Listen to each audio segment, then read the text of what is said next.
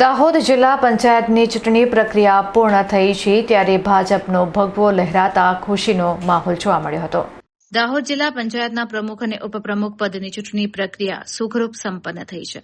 જિલ્લા પંચાયતના સભાખંડમાં યોજાયેલી આ ચૂંટણીમાં ભારતીય જનતા પાર્ટીએ પ્રચંડ બહુમતી સાથે સત્તા જાળવી રાખીને ફરી એકવાર ભગવો લહેરાવ્યો છે। જિલ્લા પંચાયતની કુલ 50 બેઠકોમાંથી 37 બેઠકોના મજબૂત સંખ્યાબળ સાથે ભાજપે શાનદાર જીત મેળવી છે। પક્ષ દ્વારા સર્વાનુમતે નવા હોદ્દેદારોની વરણી કરવામાં આવી છે, જેમાં જિલ્લા પંચાયતના નવા પ્રમુખ તરીકે ગમાબેન અભયસિંહ મોહનિયાની પસંદગી કરવામાં આવી છે, જ્યારે ઉપપ્રમુખ પદની મહત્વની જવાબદારી વિજયસિંહ ભારતસિંહ આમલિયારને સોંપવામાં આવી છે। પંચાયતના વહીવટને વેગ આપવા માટે અન્ય સમિતિઓ અને પદો પર પણ વરણી કરવામાં આવી છે, જેમાં કારોબારી સમિતિના ચેરમેન પદે સંગીતાબેન પટેલ, શાસક પક્ષના નેતા પદે ભૂપેન્દ્રભાઈ સંઘાડા, પક્ષના દંડક તરીકે મનીષાબેન ભુરિયાની વરણી કરવામાં આવી છે। 37 સભ્યોના પ્રચંડ બહુમતી સાથે સત્તાના સૂત્રો સંભાળતા જ ભાજપની છાવણી અને સ્થાનિક કાર્યકરોમાં ભારે ઉત્સાહ અને આનંદનો માહોલ જોવા મળી રહ્યો છે। વિજેતા ઉમેદવારોએ જિલ્લાના વિકાસ કાર્યોને વધુ ગતિ આપવાની નેમ વ્યક્ત કરી છે। ગમાબેન અભયસિંહભાઈ મોહનિયા,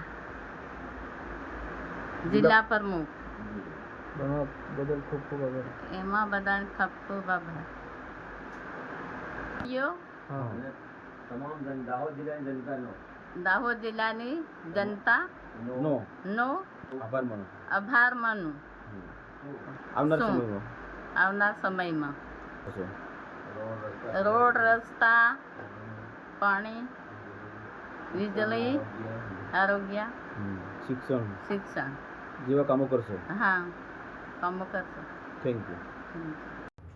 મારું નામ અભયસિંહભાઈ વસાભાઈ મોહનિયા, સજોઈ જિલ્લા પંચાયત મત વિસ્તારમાં મેં ગત વખતે કારોબારી અધ્યક્ષ તરીકેની જવાબદારી સંભાળેલી અને હાલમાં મારા ધર્મપત્ની ગમાબેન અભયસિંહ મોહનિયા જિલ્લા પંચાયતના પ્રમુખ તરીકે એમની વરણી કરવામાં આવી છે।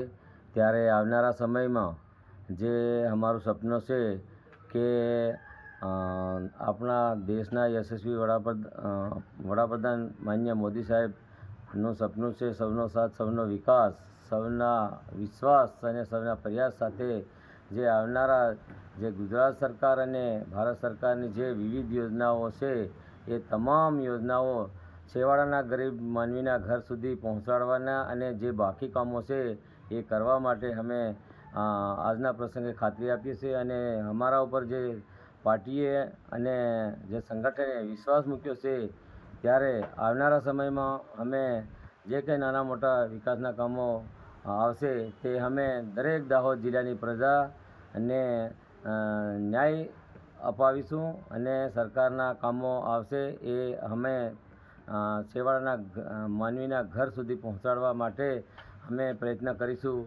એ જ સાથે મારી વાત પૂર્ણ કરું। અસ્તુ ભારત માતા કી જય। Thank you. સૌનો આભાર।